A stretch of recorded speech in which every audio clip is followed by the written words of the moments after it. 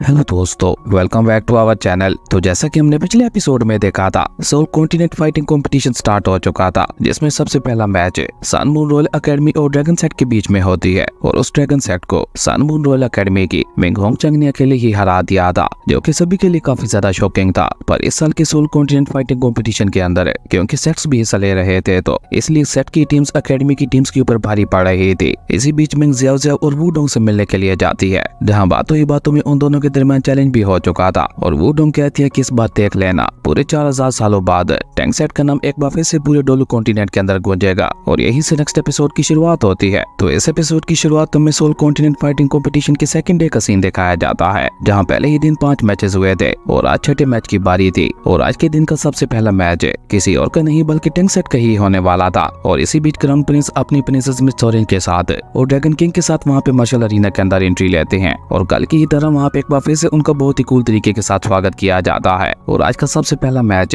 Tank set और focus dragon set के बीच में होने वाला था, जहां रेफरी अनाउंस करते हुए दोनों ही टीम्स को बैटल अरीना के अंदर आने के लिए बोल देता है। वहीं जब क्राउन प्रिंस टैंक सेट का नाम सुनता है तो वो भी थोड़ी देर के लिए वहाँ पे काफी ज्यादा सीरियस हो गया था, क्योंकि भला टैंक सेट से कौन वाकिफ नहीं था। इसलिए क्राउन प्रिंस वहाँ पे कुछ सोचने के बाद अपनी प्रिंसेस और ड्रैगन किंग से कहता है, इस टैंक सेट के बारे में मैं जानता हूँ। आज से 4000 साल पहले 3 छोटे छोटे सेट्स ने मिलकर एक अलायंस बनाया था, जहाँ मिलकर वो हिडन वेपन्स बनाया करते थे और उसके बाद उन्हें पूरे डोलू कॉन्टिनेंट के अंदर सप्लाई किया करते थे। उसी अलायंस को ही टैंक सेट का नाम दिया गया था। इसी बीच हम देखते हैं कि टैंक सेट की तरफ से सबसे पहले ज़ेंगशी वहाँ पे एंट्री लेता है और उसके बाद एक एक करके उनके सभी डिसेबल्स बैटल अरीना के अंदर आने लगे थे। जबकि वहीं दूसरी तरफ हम देखते हैं कि फोक्स ड्रैगन सेट के अंदर सिर्फ लड़कियां ही मौजूद थी, इसलिए वो सभी भी वहाँ पे एक एक करके आने लगती हैं। वहीं टैंक सेट के मेंबर्स को देखकर क्राउन प्रिंस वहाँ पे टैंक सेट के बारे में और ज्यादा जानने के लिए अपने एल्डर से सवाल करते हुए पूछता है कि आप टैंक सेट के बारे में कितना जानते हो, जिसपे वो एल्डर वहाँ पे जवाब देते हुए बताता है, टैंक सेट को आज से हजारों साल पहले सी गॉड टैंक सेट ने क्रिएट किया था और टैंक सेट ने उस समय वुहान एम्पायर के साथ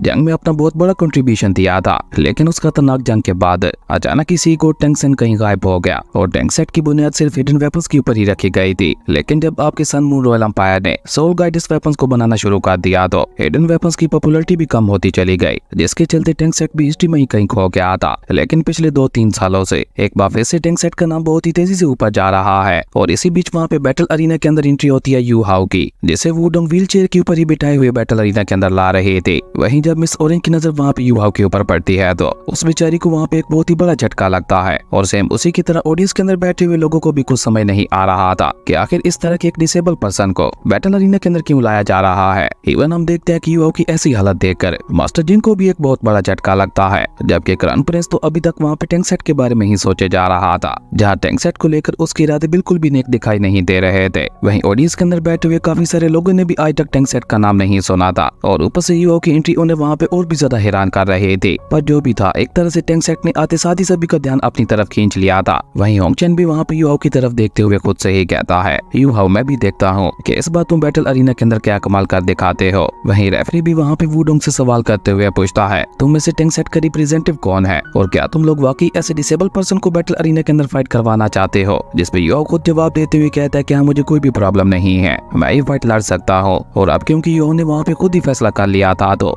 फिर तो किसी का कुछ कहना बनता ही नहीं था, इसलिए वो रेफरी भी वहाँ पे खामोश हो जाता है। जबकि फोक्स ड्रैगन सेट की लड़कियों को ये देखकर बहुत ही ज्यादा गुस्सा आ रहा था कि टैंक सेट ने उनके साथ फाइट करने के लिए एक डिसेबल पर्सन को आगे भेजा है। इसलिए एक लड़की गुस्से से बैटल अरीना के अंदर जंप करते हुए अपनी कैप्टन से कहती है, मैं अभी इस टैंक सेट का सारा गरूर तोड़ कर आती हूँ। और ये कहकर उस लड़की ने वहाँ पे बैटल अरीना के अंदर आते हुए अपनी सोर्डिंग्स को भी एक्टिवेट कर लिया था, जो देखकर यू हाउ भी वहाँ पे बहुत ही प्यार के साथ वुडोंग को वहाँ से जाने के लिए कह देता है। हालांकि वुडोंग को वहाँ पे यू हाउ की चिंता तो काफी ज्यादा हो रही थी, लेकिन वो यू हाउ को ये दिखाती नहीं है और वो चुपचाप यू हाउ की बात मानते हुए वहाँ से जाने लगती है। इसी बीच रेफरी वहाँ पे अनाउंस करते हुए उन दोनों के बीच की फाइट को वहाँ पे स्टार्ट करवा देता है। और जैसी फाइट स्टार्ट होती है तो वो लड़की अपनी मास्टर सोल को एक्टिवेट करते हुए बहुत ही तेजी के साथ वहाँ पे यू हाउ के ऊपर हमला करने के लिए आगे बढ़ती है। जबकि यू हाउ तो वहाँ पे उसी तरह से अपनी जगह पे शांति से ही बैठा हुआ था और उस लड़की को वहाँ पे इस तरह से अपने करीब आते हुए देखकर यू हाउ के फेस के ऊपर भी स्माइल आ जाती है। और अचानक ही वहाँ पे यू हाउ की बॉडी से काफी ज्यादा पावरफुल आइस एनर्जी बाहर रिलीज होती है, जिसके साथ ही हम देखते हैं कि वहाँ पे एक छोटा सा ब्लास्ट भी हो गया था, जो देखकर तो वहाँ पे सभी को यही लग रहा था कि शायद यू हाउ इस एक अटैक को भी नहीं झेल पाया और वो हारा गया है। जो देखकर जहाँ एक तरफ क्राउन प्रिंस बहुत ही ज्यादा खुश दिखाई दे रहा था तो वहीं मिस ओरेंज को यू हाउ की बहुत ज्यादा चिंता हो रही थी। लेकिन जब उस ब्लास्ट से फैली स्मोक वहाँ पे खत्म होती है तो बैटल अरीना के अंदर मौजूद हर एक पर्सन को वहाँ पे एक बहुत बड़ा झटका लगता है क्योंकि युवा तो अपनी जगह पे बिल्कुल सही सलामत बैठा हुआ था, जबकि वो लड़की वहाँ पे बर्फ में जमी हुई थी, जो कि पूरे सन मून रोल एम्पायर के लिए बहुत ज्यादा शॉकिंग था। और सबसे ज्यादा गुस्सा तो वहाँ पे होंग चेन को आ रहा था, और ये काम वहाँ पे किसी और ने नहीं बल्कि लिटिल स्नो क्वीन ने ही किया था। वो वहाँ पे उस लड़की को चिढ़ाते हुए कहती है कि अगली बार मेरे से पंगा लेने से पहले 100 बार सोच लेना। और ये कहते हुए वो वहाँ पे वापिस युवा के पास आ जाती है, जहाँ युवा भी उसे शाबाशी देते हुए उसके सर के ऊपर हाथ फेरने लगा था। और युवा वहाँ पे रेफरी से कहता है, रेफरी मेरे ख्याल से फाइट ओवर हो चुकी है, अब आपको अनाउंस कर देना चाहिए। जिसपे बेचारा रेफरी भी वहाँ पे हड़बड़ाते हुए कहता है कि हाँ मैं अभी अनाउंस कर देता हूँ। और ये कहकर रेफरी वहाँ पे युवा को विनर घोषित कर देता है।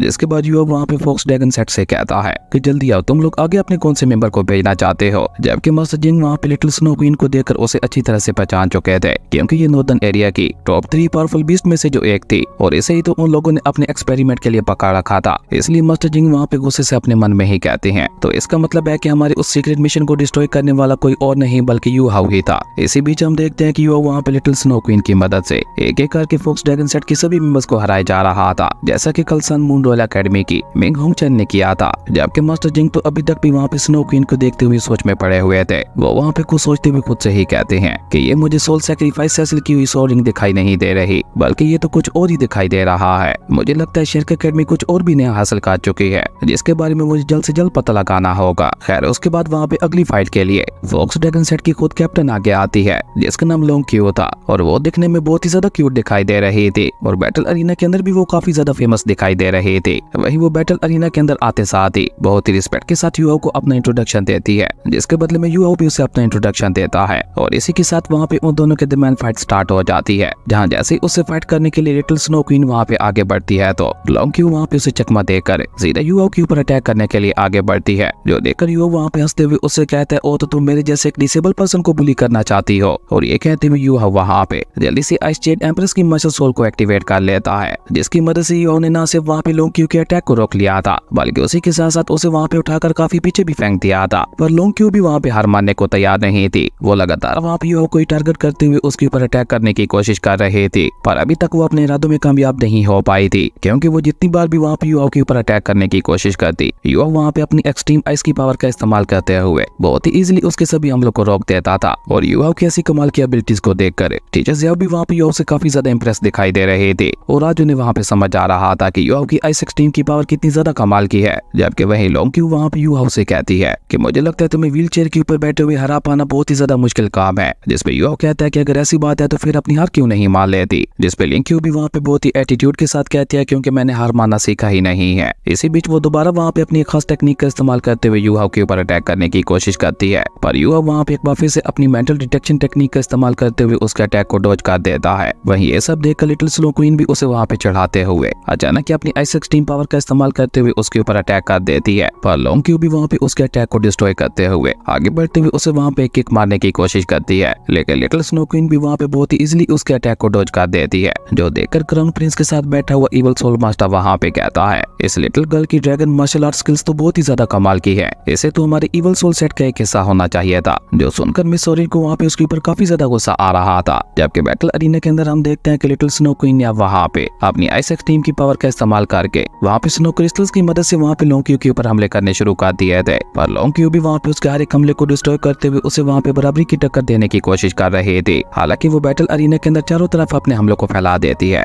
लेकिन युवा वहाँ पे अपनी मेंटल डिटेक्शन टेक्निक का इस्तेमाल करते हुए एक बार फिर से उसके हमलों को डॉज कर देता है। जो देखकर तो बेचारी लोंग क्यू को वहाँ पे अपनी आंखों पे यकीन ही नहीं हो रहा था। जो देखकर युवा वहाँ पे स्माइल करते हुए कहता है, तुम भले यहाँ पे जो मर्जी कर लो, ये जितनी मर्जी चालाकी से मेरे ऊपर अटैक करने की कोशिश करो, पर तुम्हारा कोई भी अटैक मेरे करीब भी नहीं आ पाने वाला, और अगर तुम मेरे ऊपर अटैक ही नहीं कर सकती तो तुम्हारे जीतने का तो सवाल ही पैदा नहीं होता। अब युवा की ये बात सुनकर हम देखते हैं कि लिटिल स्नो क्वीन भी वहाँ पे बहुत ही कूल तरीके के साथ युवा के कंधे के ऊपर बैठते हुए लोंग क्यू को वहाँ पे एक और लुक देने लगे थे। असल एटीट्यूड तो लिटिल स्नो क्वीन का था। वहीं युवा की ये बात सुनकर हम देखते हैं कि लोंग क्यू ऊपर हवा में उठते हुए वहाँ पे उसे कहती है कि अगर मैं यहाँ पे इस जगह पे तुम्हारे ऊपर अटैक नहीं कर सकती तो मैं इस पूरी जगह को ही डिस्ट्रॉय कर दूंगी। और ये कहकर लोंग क्यू वहाँ पे अपनी फुल पावर का इस्तेमाल करते हुए अपने सबसे पावरफुल और खतरनाक अटैक को क्रिएट करने लगे थे, और अपने इस खतरनाक अटैक के साथ उसने वाकई वहाँ पे अपनी सोल एनर्जी का इस्तेमाल करते हुए पूरे बैटल अरीना के अंदर ये अटैक्स करना शुरू कर दिए थे, जिसके चलते हम देखते हैं कि बैटल अरीना के अंदर वहाँ पे छोटे छोटे ब्लास्ट होने लगे थे। जो देखकर वुडोंग को वहाँ पे युवा की काफी ज्यादा चिंता हो रही थी, और सेम को चाल वहाँ पे मिस सोरिन का भी था। लेकिन जब वहाँ पे ब्लास्ट से पहले समूह खत्म होती है तो युवा वहाँ पे अपनी जगह पे बिल्कुल सही सलामत बैठा हुआ था। भले ही उसके आसपास का पूरा एरिया तबाह हो चुका था, लेकिन युवा को वहाँ पे एक भी चोट नहीं आई थी, जो देखकर तो बेचारी लोंग क्यू को भी एक बहुत बड़ा झटका लगता है। वो वहाँ पे हैरान होते हुए कहती है, नहीं ऐसा नहीं हो सकता, ये तो इम्पॉसिबल है। मेरे पास मेंटल सोल पावर के लिए 10 लाख साल पुरानी सोल रिंग मौजूद है और तुम्हारे इन अटैक्स को डॉज करना तो मेरे लिए पीस ऑफ केक को काटने के बराबर है। युवा की ये बात सुनकर लिंग क्यू वहाँ पे गुस्से से उससे कहती है कि अगर तुम अटैक्स को डॉज करने में माहिर हो तो मैं अटैक्स करने में माहिर हूँ, अब मेरी इस स्पेशल टेक्निक का मुकाबला करो। और ये कहकर लिंग क्यू वहाँ पे अपने अब तक के सबसे खतरनाक अटैक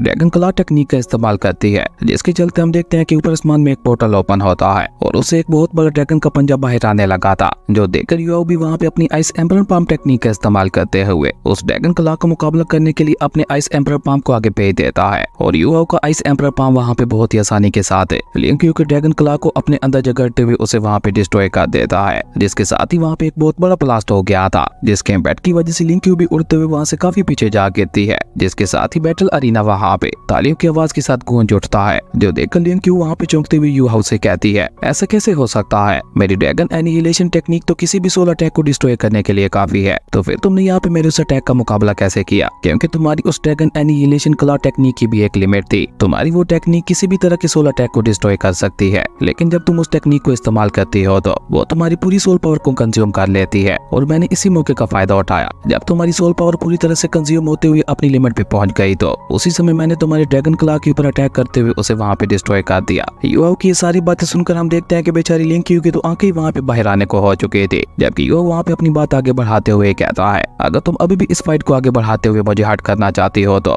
मेरे ख्याल से इस बैटल अरीना के अंदर तुमसे बड़ा बेवकूफ कोई भी नहीं होगा। पर लिंग क्यू तो वहाँ पे अपनी हार मानने को तैयार ही नहीं थी, इसलिए वो वहाँ पे अपनी बची कुछ सारी पावर का इस्तेमाल करके एक बार फिर से ड्रैगन क्लॉ टेक्निक को एक्टिवेट करते हुए वहाँ पे युवा से कहती है कि मेरे पहले वाले अटैक को रोकने के चक्कर में तुम्हारी सोल पावर भी तो पूरी तरह से एग्जॉस्ट हो चुकी होगी, तो अब मैं देखती हूँ कि तुम भला मेरे इस अटैक से कैसे बच पाते हो। लिंग क्यू की ये बात सुनकर युवा के फेस के ऊपर स्माइल आ जाती है, और जैसे ही ऊपर आसमान से उस ड्रैगन का पंजा बाहर आता है तो युवा वहाँ पे अपनी 10,000 साल पुरानी सोल रिंग को एक्टिवेट कर लेता है, और उसी के साथ साथ युवा ने वहाँ पे अपनी बियर क्लॉ टेक्निक का इस्तेमाल करते हुए लोंग क्यू की उस ड्रैगन क्लॉ टेक्निक के ऊपर अटैक कर दिया था, जिसके चलते बेचारा वो ड्रैगन पंजा अब की बार नीचे जमीन पे आ ही नहीं पाता। और उसी के साथ साथ युवा वहाँ पे अपनी मेंटल शॉकिंग टेक्निक का इस्तेमाल करते हुए लोंग क्यू को मेंटल शॉक भी दे देता है, जिसके चलते लोंग क्यू वहाँ पे अपने घुटनों पे आ चुके थे। जिसके बाद युवा वहाँ पे अपनी बियर क्लॉ को उसके ऊपर पॉइंट करते हुए कहता है कि तुम अभी भी इस फाइट को आगे कंटिन्यू करना चाहती हो, जिसपे लोंग क्यू वहाँ पे उदास होते हुए कहती है, नहीं मैं अपनी हार मानती हूँ। इसी के साथ ही हम देखते हैं कि युवा ने वहाँ पे अपने टैंक सेट को अकेले ही जितवा दिया था, जो देखकर तो युवा की टीम की खुशी का वहाँ पे कोई ठिकाना ही नहीं था। इवन ज़ियाओ तो वहाँ पे खुशी के मारे बिल्कुल एक बच्चे की तरह उछलने कूदने लगे थे, और ऊपर से ऑडियंस के दिल में भी युवा के लिए इज्जत बहुत ज्यादा बढ़ चुके थे, क्योंकि उसने व्हील चेयर के ऊपर बैठे हुए ही अकेले वहाँ पे पूरी एक टीम तक को हरा दिया था। इसलिए वो सभी लोग वहाँ पे युवा का नाम चिल्लाते हुए उसकी जय जयकार करने लगे थे,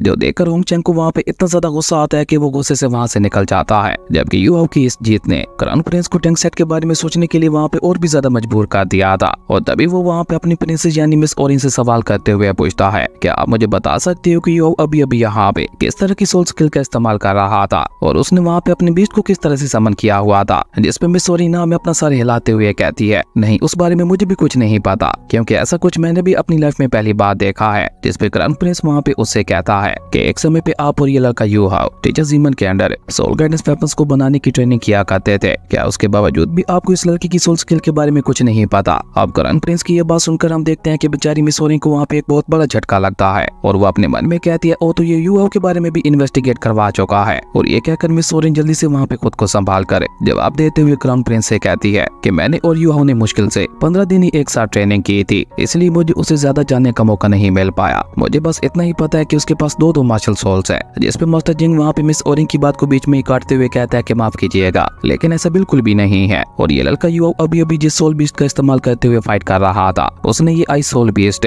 हमारे सन मून रॉयल एकेडमी की एक सीक्रेट मिशन से चुराया था। अब ये था क्राउन प्रिंस, मिस ऑरेंज और उस इविल सोल मास्टर के लिए एक और बहुत बड़ा झटका। वहीं मास्टर जिंग अपनी बात आगे बढ़ाते हुए कहते हैं कि पिछली बार के सोल कॉन्टिनेंट फाइटिंग कंपटीशन के अंदर यू हाउ के पास बस 3 सोल रिंग्स ही मौजूद थी, लेकिन उसके बावजूद भी उसने हमारे सन मून रॉयल एकेडमी को बहुत ही कड़ी टक्कर देते हुए हरा दिया था। इसलिए हमने शर्क एकेडमी के साथ मिलकर एक्सचेंजिंग प्रोग्राम शुरू किया, जिसके बाद यू हाउ अपनी आगे की ट्रेनिंग के लिए हमारे सन मून रॉयल एम्पायर के अंदर आ गया, और यहीं पे रहकर वो अपनी आगे की ट्रेनिंग करने लगा, जहाँ पे मुझे मालूम हुआ कि उसका टैलेंट सोल गाइडेंस वेपन्स को बनाने में भी काफी ज्यादा हाई है। और जब एक्सचेंज प्रोग्राम खत्म हुआ तो मैंने यू हाउ को रोकने के लिए सीनियर ड्रैगन किंग को भेजा, लेकिन वो ड्रैगन किंग की चुंगल से भी बच गया, जिसका सिर्फ एक ही मतलब है कि आगे गुजरता दिन युवा को और भी ज्यादा स्ट्रॉन्ग बनाता चला जा रहा है। और अगर हम इस लड़के को आज ऐसे ही जिंदा छोड़ देते हैं तो ये फ्यूचर में आगे चलकर हमारे सन मून रॉयल एम्पायर के लिए एक बहुत बड़ा खतरा बन सकता है। वहीं मास्टर ये की ये बात सुनकर वो इवल सोल मास्टर भी वहाँ पे गोल्ड टून में कहता है ये लड़का तो वाकई बहुत ज्यादा इंटरेस्टिंग दिखाई दे रहा है, जो कि सीनियर ड्रैगन किंग की चुंगल से भी बच निकला था। जबकि ये सारी बातें सुनकर हम देखते हैं कि क्राउन प्रिंस तो वहाँ पे किसी गहरी सोच में जा चुका था। उससे पहले वहाँ पे सिर्फ टैंक सेट ही परेशान कर रहा था और अब युवाओं ने वहाँ पे उसकी परेशानी को और भी ज्यादा बढ़ा दिया था। खैर इसी तरह देखते ही देखते वहाँ पे पहला राउंड खत्म हो जाता है और अब बारी थी सेकंड राउंड की, जिसमें 167 टीम्स में से सिर्फ 84 टीम्स ही सेकंड राउंड के लिए क्वालिफाइड कर पाई थी, बाकी सभी टीम्स बाहर हो चुकी थी। सेकंड राउंड के रूल्स भी ऑलमोस्ट पहले राउंड की तरह सेम ही थे। इसमें भी सिर्फ एक ही टीम मेंबर को आगे आकर अपनी पूरी टीम के लिए फाइट करनी होगी और अगर वो टीम मेंबर चाहे तो अकेले ही पूरी टीम को हरा सकता है। जिसके बाद वो रेफरी वहाँ पे अनाउंस करते हुए कहता है कि आज की पहली फाइट होने वाली है शेरक एकेडमी की, जो कि पिछले साल की सोल कॉन्टिनेंट फाइटिंग कंपटीशन की विजेता भी थी। तो इस बार देखना इंटरेस्टिंग होगा कि शेरक एकेडमी हमें कौन सा सरप्राइज देती है। तो शेरक एकेडमी की सबसे पहली फाइट टियान ली सेट के साथ होने वाली है। अब उस एल्डर कैसा कहते ही हम देखते हैं कि शेरक एकेडमी और टियान ली सेट की टीम दोनों ही वहाँ पे बैटल अरीना के अंदर आमने सामने आ जाती हैं, जो देखकर रोंगचेंग वहाँ पे एक बार फिर से काफी ज्यादा एक्साइटेड दिखाई दे रहा था, क्योंकि शेरक एकेडमी के साथ तो उनकी पुरानी दुश्मनी थी। खैर इस मैच को देखने के लिए ऑडियंस भी काफी ज्यादा एक्साइटेड दिखाई दे रही थी और ऊपर से टियान ली सेट की टीम के मेंबर्स भी काफी ज्यादा सीरियस और पावरफुल दिखाई दे रहे थे, जिसका मतलब था कि वो शेरक एकेडमी को काफी कड़ी टक्कर देने वाले हैं। इसी बीच हम देखते हैं कि टियान ली टीम का कैप्टन वहाँ पे आगे आकर रेफरी से रिक्वेस्ट करते हुए कहता है कि अगर शेरक एकेडमी चाहे तो हम एक एक करके नहीं बल्कि पूरी टीम के साथ उनके साथ फाइट करना चाहते हैं। यानी टेंग ली सेट की टीम